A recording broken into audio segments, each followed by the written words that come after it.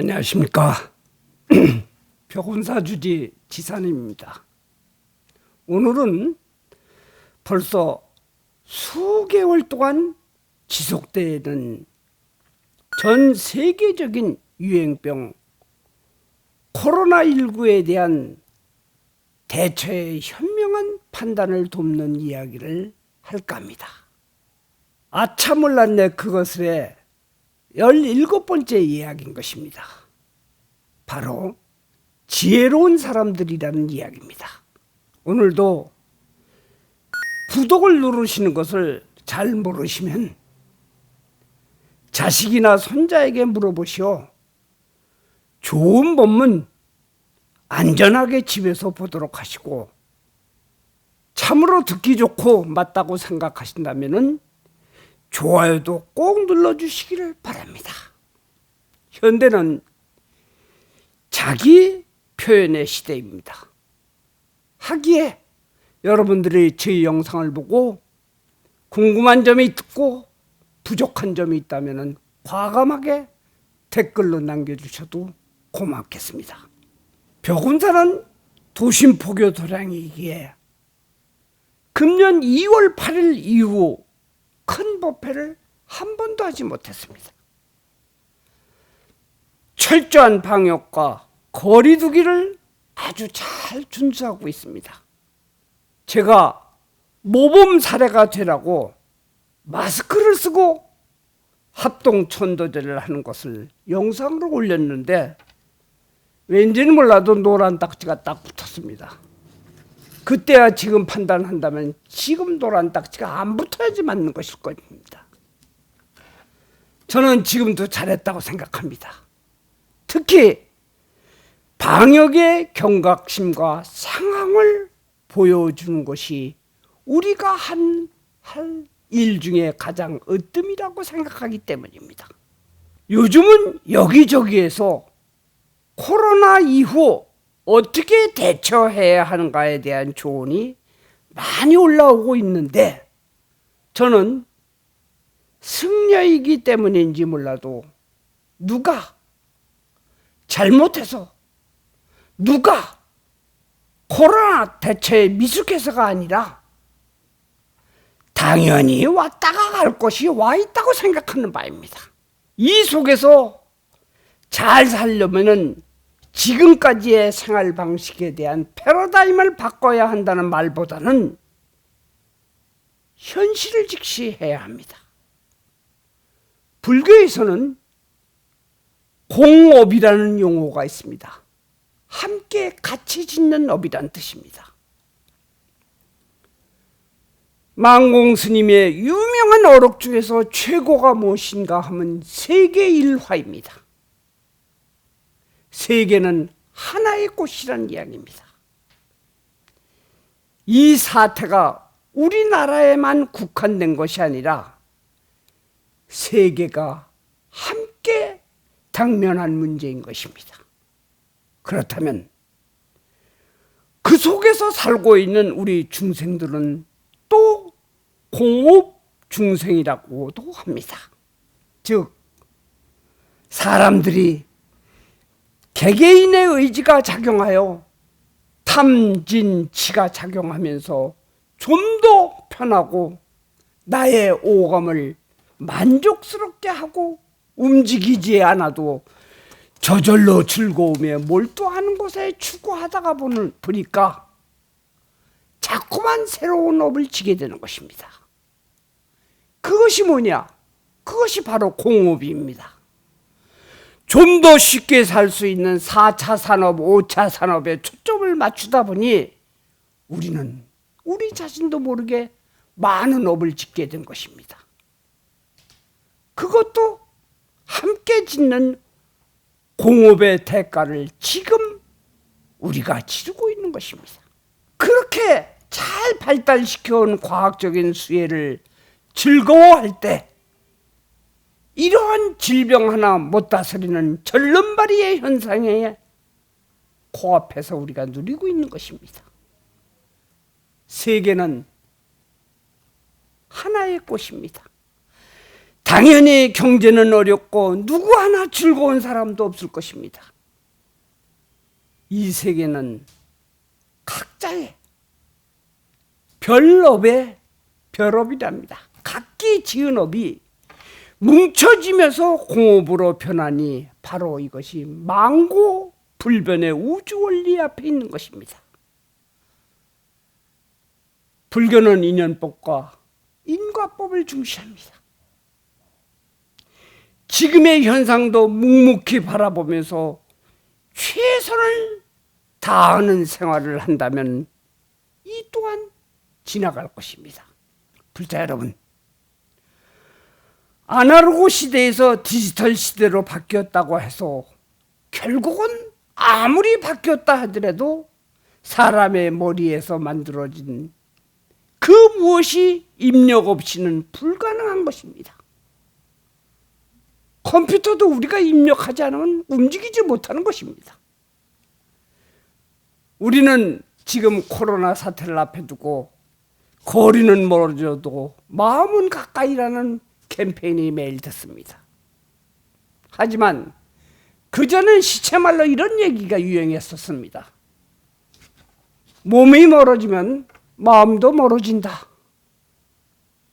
두 가지 이야기가 상당히 상반되는 이야기인 것입니다.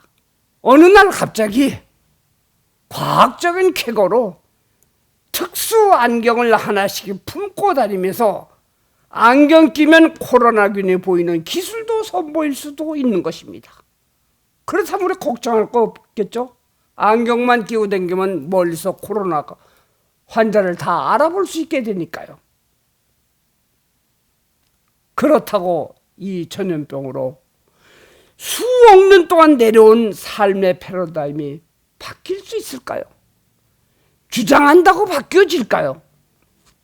소송은 그렇게 생각하지 않습니다. 부부가 자식을 낳고 그 자식이 또 자식을 낳고 사랑하는 사람과 함께 숨쉬고 경제활동으로 수억 년 동안 내려오는 것입니다. 그 중에 종교도 생겨났고 문화도 발전되면서 서서히 일상으로 돌아가는 것이 불교의 인연법인 것입니다. 지난 세월을 한번 생각해 봅시다. 세계의 최고의 질병들도 다들 한번 다시금 돌아봅시다. 7년간 1억 4천만 명을 사망케 한 흑사병이 있었습니다. 또 2년간 5천만 명을 사망케 한 스페인 독감, 20세기의 홍콩 독감은 2년 만에 250만 명을, 그 외에 콜레라, 결핵, 그 이전에는 여러분들 깜짝 놀라시겠지만 천연 들어서 3억에서 5억 명이 사망한 역사상 가장 오래된 전염병들도 늘 이 지구 속에서 우리와 함께하고 살아왔던 것입니다. 그래도 지금처럼 빨리 삶의 방식을 바꾸어 대처하자고 했다고 하면 아마도 인류가 존재하기 힘든 지경이 되었을 것입니다. 그래서 불교에서는 최고의 가르침, 연기법을 가르치는 것입니다. 잘 아시겠지만 한번 다시 들어주시길 바랍니다. 이것이 있기 때문에 저것이 있고, 이것이 생기기 때문에 저것이 생긴다. 이것이 없기 때문에 저것이 없고, 이것이 멸하기 때문에 저것도 멸합니다. 이 코로나 사태도 더욱더 고통받는 다수가 있는가 하면은 이것으로 인해서 돈도 벌고 생활이 좋아졌다는 사람도 있는 것입니다. 오히려 이 코로나 사태로 인해서 가정이 화평해지고 늘 가족의 웃음꽃이 피는 곳도 있다고 합니다. 이럴 때일수록 불자들은 지난 날들을 돌아보고 기도하며 튼튼한 삶을 만들어야 합니다. 성철 큰 스님의 고언 중에 이럴 때일수록 세속을 불교화해야지 불교가 세속화해서는 안 된다고 했단 말이 생각이 납니다. 세상이 아무리 서쪽으로 가더라도 바른 길이 동쪽이라면 동으로 가도록 노력해야 하는 것이 불교인 것입니다. 그렇게 수행하고 남에게 바른 길을 알려주려는 사람들이 세속화된다면 물에 빠진 사람을 건지려다 같이 익사하는 꼴이 되는 것입니다. 자신도 물에 빠지지 않고 물에 빠진 사람을 건져낼 수 있는 역량을 바로 우리 불교인들이 키워야 되는 것입니다. 우리는 위대합니다. 그 위대한 만큼 끈기도 있어야 합니다. 지구의 연대를 생각한다면 지금의 몇 년은 따지고 보면 자연스럽게 견디어낼 수 있는 기간들인 것입니다. 쉽게 가볍게 패러다임을 바꿨다가 갑자기 백신이 치료제가 개발된다면 다 다시 엎어버리고 돌아갈 것입니까? 부처님은 우리에게 지혜로운 삶이 되도록 하는 것이 최대의 목표인 것입니다. 특히 우리 불자님들은 갑자기 찾아온 전염병에 당황하지 말고 정부의 질병 지침을 잘 지키시고 각종 어려움을 잘 참는다면 분명히 해 뜨는 날이 곧 올 것입니다. 저희 병원사도 무려 4개월 이상 모든 행사를 약식이나 취소하고 있습니다. 저와 같이 27년간이나 도심 포교에 혼신을 다하고 있지만 전법 여력조차 부족하기도 합니다. 어렵습니다. 하지만 부처님 가르침대로 힘들어도 저보다 더 힘든 분들을 위해 많은 분야에 대해서 충분히 상담과 답을 할 것입니다. 끝으로 여러분에게 잡보장경의 이야기 지혜로운 사람을 읽어드리고 마치고자 합니다. 지혜로운 사람은 인색하거나 성내지 않고 어리석지 않으며 위험이 와도 두려워하지 않고 자신의 이익을 위해 남을 모함하지 않으며 항상 중도에 있다. 지혜로운 사람은 벙어리처럼 침묵을 지키고 왕처럼 위험 있게 가르치며 눈처럼 차고 불꽃처럼 뜨겁다. 또 수미산처럼 높고 크며 쓰러져 있는 풀처럼 겸손하다. 시청자 여러분, 감사합니다. 안녕히 계십시오.